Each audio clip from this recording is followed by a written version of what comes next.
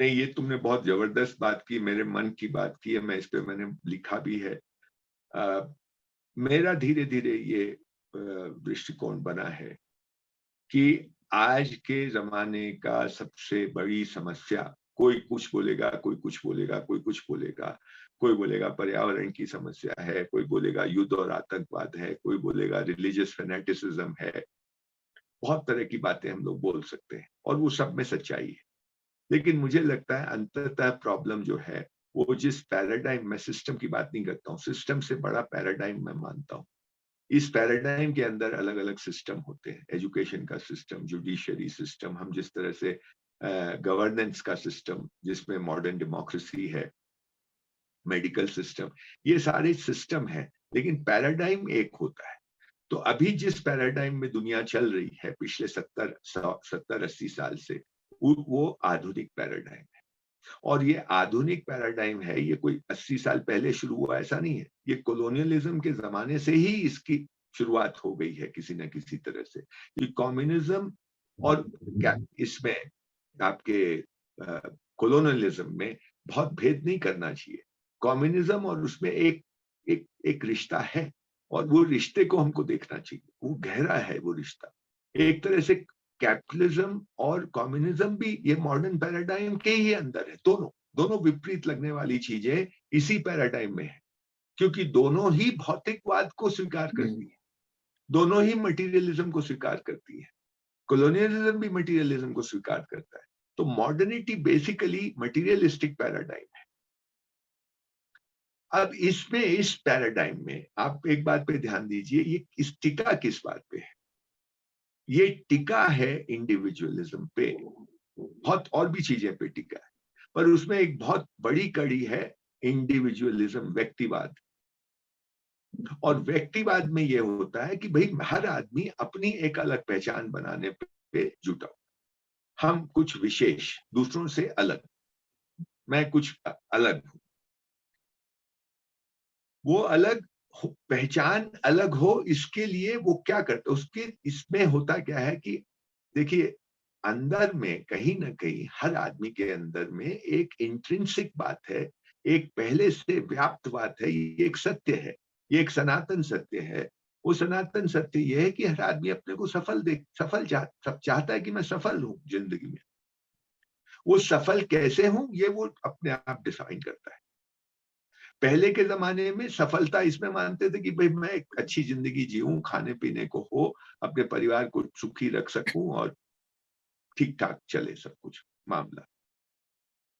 अब जो हो गया है वो ये सफलता का परिभाषा ये हो गई है कि हम सब कुछ दिखने वाले संसार में सफलता देखते हैं। सुख में, शांति में, संतोष में, इन चीज़ों में सफलता नहीं देखते। हम सफलता देखते हैं जो दृश्य संसार है उसमें सफलता देखते हैं। तो दृश्य संसार में सफलता देखने का क्या मतलब हुआ कि मेरे पास दूसरों से ज्यादा पैसा हो, मेरे पास दूसरे मतलब मेरा जो आसपास आस पड़ोस है, मेरे नाते रिश्तेदार हैं, उन उनसे मेरे को मेरे उनसे ज्यादा या उनके समकक्ष पैसा हो, मेरे पास ऐसी कोई डिग्री हो कि उनके समकक्ष मैं चल सकूं, मतलब उनसे ज्यादा हो या कम से कम उनसे कम ना हो, ऐसी कोई एजुकेशनल क्वालिफिकेशन मेरे पास हो, ऐसी कोई नौकरी मेरे पास हो, ऐसी कोई गाड़ी, ऐसा कोई मकान, इत्यादि इत्यादि, ये दिखने वाली चीज है। और ये सब जब हो जाता है तो फिर उसके बाद के मेरा कुछ नाम हो, मेरा कुछ सम्मान हो। और नाम और सम्मान किससे जुड़ा हुआ है कि मैं दूसरों से कुछ अलग दिखूं, मोटी मोटी मैं बात कर रहा हूं। ये तो इस ये जो है, ये व्यक्तिवाद की बात से मैं इसको जोड़ रहा हूं कि आदमी आज के जमाने में, आदमी सफल होने की चाहना तो उसके अंदर पहले से बैठी हुई है, पर सफलता की परिभाषा मैं से जुड़ गई है, हमसे नहीं रही। 70, 80, 100 साल पहले मैं की पहचान जरूरी नहीं थी, ये हम की पहचान थी। हमारी पहचान भी हमसे होती थी। अगर आप मेरे से 70 साल पहले मैं होता, मेरे दादा से पूछते मान लो कि भाई तुम कौन हो, तो उसका जवाब जो होता वो हम की भाषा में होता। हम लोग इस गांव से हैं, इस इलाके से हैं, ये धंधा करते हैं, इस कुटुंब से हैं, इस परिवार से हैं। हम, मैं की बात ही नहीं होती उसमें। ये बात तुम्हारे ऊपर भी लागू होती है, मेरे ऊपर भी लागू होती है, सब पे लागू होती है। पर आज के दिन हमसे कोई पूछे, मुझसे कोई पूछे, तुमसे कोई पूछे, तो हमको जो जवाब देना होगा या हम जो जवाब देंगे वो मैं की भाषा में होगा। मैं आईआईटी गया, मैंने ये पढ़ाई की, मैं ये काम करता हूँ, मैं इतना कमाता हूँ, मैं इस जगह नौकरी करता हूँ, मैं पीएचडी हूँ, इत्यादि इत्यादि।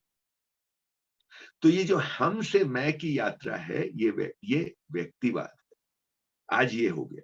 अब इसको आप आज की पॉलिटिक्स से जोड़ के देखिए।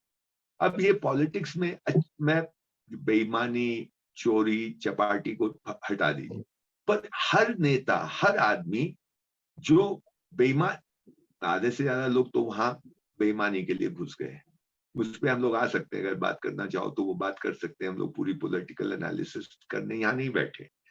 लेकिन ये मान लो कि अगर आज 5%, 10% लोग ऐसे होंगे जो पैसे के लिए पॉलिटिक्स में नहीं गए, जो सिर्फ पावर के लिए, उस तरह के पावर के लिए कि एक सिस्टम को एक्सप्लॉइट किया जाए, इसलिए पॉलिटिक्स में नहीं गए हैं, पर कुछ अच्छे इंटेंशन से गए, मैं उनकी बात करता हूँ। ये जो अच्छे इंटेंशन से गए होंगे, ये भी व्यक्तिवादिता में फंसे हैं, ये भी अपनी पहचान में फंसे हैं, ये भी अपने लोकेशना में फंसे। तो जो लोकेशना में फंसा हुआ आदमी होगा, अपनी पहचान खोज रहा होगा, वो तो पहले से ही फंसा हुआ है। तो वो कितने भी अच्छे इंटेंशन से जाए, ये चीज उसके लिए हमेशा रास्ता उसका बांध देगी, तय करेगी, सीमित कर देगी। लोकेशना सबसे प्रमुख है, पहचान सबसे प्रमुख है। तो आप कभी भी ईमानदार नहीं रह सकते। मैं जब ईमानदार बोल रहा हूं, मैं बहुत बड़े संदर्भ में ईमानदारी की बात कर रहा हूं। मैं पैसे के संदर्भ में सिर्फ ईमानदारी की बात नहीं कर रहा, विचारों में ईमानदारी, हम जो काम, जो इरादा लेके आए लोगों के हित में, उसके प्रति ईमानदारी, ये कहीं ना कहीं हमको कॉम्प्रोमाइज करनी पड़ती है, क्योंकि लोग पहले तो वित्तेषणा उसमें बाधा डालती है, उसके बाद पुत्रेषणा उसमें बाधा डालती है, और अगर इन दोनों से आप मुक्त हो गए तो लोकेशना उसमें बाधा डालती है। और आज ये मुझे दिखाई देती है बहुत साफ साफ कि आप उसमें फंसे रहते हैं। इसलिए मान लीजिए मेरे जैसा आदमी जो पूरी तरह से, एक तरह से वामपंथी विचारधारा में लिपा पिता पुता था, घिरा हुआ था, वो उससे मुक्त हो गया है। ये मुक्त मैं इसलिए, ये कोई, मुझे कोई पद मिले, मुझे कोई बड़ा ओहदा मिल जाए, या मुझे इसमें कुछ बहुत पैसे मिल जाए, इसलिए मैं नहीं मुक्त, नहीं मैं मुक्त, ये मेरी बाधा नहीं बने। लेकिन मैं अगर राजनीति में हूं तो ये मुझे बाधा पहुंचाएंगे, क्योंकि जो रास्ता मैंने पकड़ लिया उससे अलग होने में बहुत दम लगता है, नहीं हुआ जाता लोगों से। तो वो, ये बहुत बड़ी प्रॉब्लम हो गई है। इसमें मैं लोहिया को मानता हूं कि लोहिया जैसे लोग, राम मनोहर लोहिया जैसे लोग अपवाद थे। उनका एक किस्सा मैं तुमको सुनाता हूँ। घोर सोशलिस्ट थे। उन्होंने 63 में जब चुनाव लड़ा है, बाई इलेक्शन, क्योंकि उसके पहले 2 इलेक्शन 57 में और 62 में वो नेहरू के खिलाफ लड़े, ये जानते हुए कि मैं हारूंगा, क्योंकि नेहरू के पास बहुत शक्ति है, पूरी सत्ता है, बहुत पॉपुलर भी है। पर वो जमानत जब्त नहीं हुई उनकी, लेकिन वो हारे और जानबूझ के वो लड़े, क्योंकि एक सिंबॉलिक लड़ाई दे रहे थे नेहरू को। 63 में वो उपचुनाव में खड़े हुए, और उस उपचुनाव में जिस दिन उन्होंने अपने कैंडिडेचर अनाउंस किया, उस दिन उन्होंने एक प्रेस कॉन्फ्रेंस में ये बात कही कि मैं, मतलब नेहरू को तो वो हमेशा ही मानते थे कि ये आदमी बहुत ही धोखेबाज है, लोगों को बेवकूफ बना रहा है, और वो खुल्लम खुल्ला बोलते भी थे, उनकी बहुत आलोचना होती थी, लेकिन वो बोलते थे धड़ल्ले से। लेकिन 63 में उन्होंने कहा कि मैं ये सब जानता हूं नेहरू के बारे में, ये कितना गड़बड़ आदमी है, मतलब ये शब्द नहीं थे उनके, पर मैं एक आशय बता रहा हूं।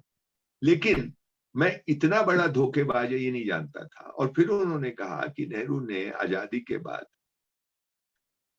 आरएसएस और ये जो हिंदू राइट विंग पार्टीज थी, जैसे राम राज्य पार्टी, जैसे हिंदू महासभा, इन सब का खौफ मुसलमानों के दिमाग में भरा, और इतना भरा, ये इस आशय से भरा कि ये इतना डर जाएंगे और इनको ये लगेगा कि नेहरू की पार्टी यानी कांग्रेस पार्टी ही एकमात्र पार्टी है जो हमको इस हिंदू राइट विंग से हमको बचा सकती है,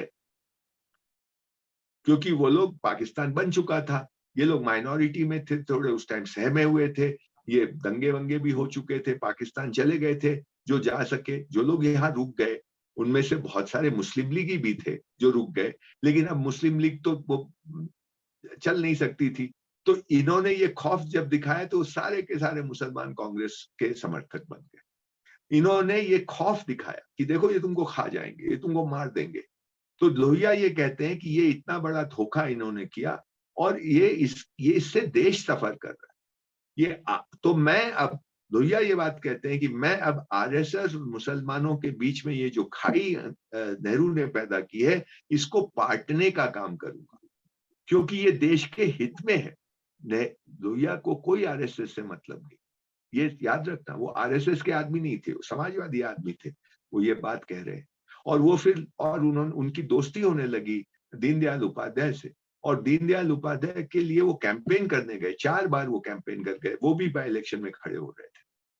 कहना ये चाहता हूं कि लोहिया समाजवादी होते हुए भी, और जो कि जिनका एक प्रकार का स्टैंड था मुसलमानों के प्रति और आरएसएस के प्रति, उनका भी एक स्टैंड था, लेकिन उनको जब बात समझ में आई तो उन्होंने उस स्टैंड को बदला।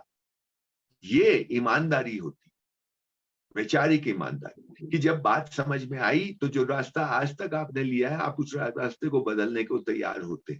ये आज के दिन आपको दिखाई नहीं दे सकती, कहीं नहीं दिखाई दे सकती, कहीं नहीं दिखाई दे सकती। ये एक बड़ी बात है। तो ये राजनीति का प्रॉब्लम ये हो गया है कि हम ये इंडिविजुअलिज्म ने राजनीति को भी प्रभावित कर दिया है। मतलब एक तो समाज में एक डिटोरेशन आपको दिखता ही है, वो तो एक अलग बात है, लेकिन जब तक ये व्यक्तिवाद रहेगा तब तक आप शुद्ध राजनीति की कल्पना करना मुश्किल है, नहीं हो सकता। मैं आपको एक किस्सा सुनाता हूं आपको। ये 1996 की बात है। मैंने एक हफ्ते का मैंने एक सेमिनार किया था। उसका विषय था the new economic order, Gandhi and beyond. ये इसलिए किया था कि 1991 में ये वैश्वीकरण आया था और हम लोग ग्लोबलाइजेशन की बात होने लगी थी, हमारी इकोनॉमी पूरी तरह से खोल दी गई थी। ये वो 91 में हुआ था और उसके बाद बहुत बड़ा एक परिवर्तन देश में दिखाई देने लगा था। तो हम लोगों ने सोचा कि इस पे एक लंबी चर्चा होनी चाहिए, तो हम लोगों ने किया था। उसमें मैंने 3-4 लोगों को चुन के बुलाया था एज स्पीकर्स, और हम लोग 25-30 लोग श्रोता थे। उसमें एक स्पीकर थे जिनका मैं बहुत सम्मान करता था, उनका नाम था किशन पटनायक। वो भी समाजवादी थे, लोहिया के एक तरह से अनुयायी थे, और बहुत ही वो एक अपवाद के रूप में वो उनका नाम लेना चाहिए। अपवाद इस माने में कि ईमानदार राजनीतिज्ञ थे। वो अपनी बात को बदलने की हिम्मत रखते थे। अगर उनको समझ में आ गई कि जिस रास्ते पे मैं चल रहा हूं वो ठीक नहीं है, तो बदलने की हिम्मत रखते थे, जो बिल्कुल नदारद है। 96 की उस सेमिनार में वो आए, और उसमें वो सेमिनार एक मेरे जीवन में एक बड़ी माइलस्टोन था। हफ्ते भर का था और उसमें चर्चा हो रही थी, और ऐसा कुछ हुआ, मैं उसके लिए क्रेडिट नहीं ले सकता, ऐसा कुछ हुआ, शायद उस जगह का प्रताप हो। हम लोगों ने कौसानी में वो वर्कशॉप की थी, बहुत ही मनोरम स्थान है, उस जगह में कुछ होगा, वाइब्रेशंस जिसको कहते हैं, क्योंकि उसको हम लोगों ने अनासक्ति आश्रम में किया, बहुत अच्छे समय में किया। सामने हिमालय के दर्शन होते थे, एकांत था, भीड़ भड़का नहीं, कोई इधर जाना नहीं उधर जाना नहीं, सब लोग वहीं रहते थे।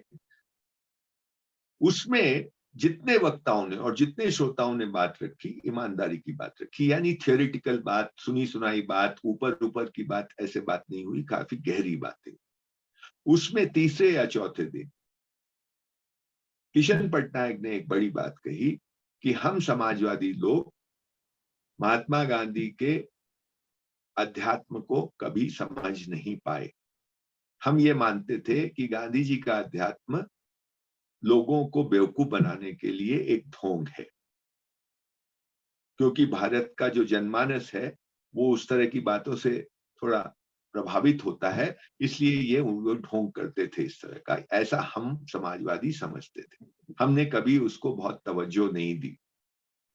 लेकिन उस दिन उन्होंने ये बात कहा कि लेकिन मैं आज ये बात मानता हूं कि जैसे रोटी, कपड़ा और मकान लोगों की बुनियादी आवश्यकता है, ठीक उसी तरह आध्यात्म भी व्यक्ति की बुनियादी आवश्यकता है। ये बहुत बड़ा स्टेटमेंट था, coming specially coming from a socialist leader of the calibre of Kishan Patnaik. But वही आदमी था जो इस बोलने की हिम्मत भी रखता था, मैं ऐसा मानता हूं। दूसरों में तो अगर मान लो उनको छू भी जाती है बात, पहले तो वो सोच ही नहीं सकते थे इस तरह से। ये कुवत भी होनी चाहिए कि आप इस तरह सोच सकते, सोच लिया उसके बाद दूसरी हिम्मत होनी चाहिए कि आप इसको कह सके। ये उस आदमी में थी। और ये मैं 100% इस बात से मैं सहमत हूं कि जब तक आप में आध्यात्मिक पुट नहीं है, वो आध्यात्मिक पुट ही आपकी व्यक्तिवादिता, आपकी लोकेशना को काबू में रख सकता है। अदरवाइज आज पूरा सिस्टम, पूरा पैराडाइम आपको ढकेलता है अपनी पहचान के ऊपर, भाई पहचान बना के रखो। तो पॉलिटिक्स में गए हुए आदमी की पहचान तो लोकेशना से ही होगी, पॉपुलैरिटी से ही होगी, और वो कोई उसकी पहचान बन जाती है कि साहब ये तो इस जाति के हैं, कभी ये पहचान बन जाती है ये इस विचारधारा के हैं। ये जो पहचान होती है, ये हिंदुत्ववादी है, ये कम्युनिस्ट है, ये समाजवादी है, ये फला है, ये फला है, ये जो होता है इससे इतना बड़ा चिपकाव हो जाता है कि आप फिर सही गलत को भूल करके उसी रास्ते पे चलते रहे, आप अपना दिमाग यूज करना बंद कर देते, क्योंकि पहचान इंपॉर्टेंट हो जाती है। ये पहचान पे, लोकेशना पे काबू, वित्तेषणा पे काबू और पुत्रेषणा पे काबू कैसे होगा? क्योंकि पूरा संसार आपको उस तरफ प्रेरित कर रहा है कि भाई ये करो, ऐसा जाओ इस तरफ से, तभी तो आपको ख्याति मिलेगी, तभी तो आपको सक्सेस मिलेगी। इस पे ब्रेक लगाने के लिए आध्यात्मिक शक्ति, आध्यात्मिक साधना की जरूरत होती है। जब आपको पता समझ में आने लगता है कि नहीं, अल्टीमेटली ये रुकावटें हैं, ये हमको मदद नहीं कर रही है, ये हमको, ये सफलता का जो हमने हमने बना लिया कि ये सफलता की ये मापदंड है, ये अपने आप में खोट है इस पे। ये जब आपको समझ में आता है तो आप ईमानदार होने लगते हैं, और ये समझदारी तभी आएगी जब आप आध्यात्मिक हो।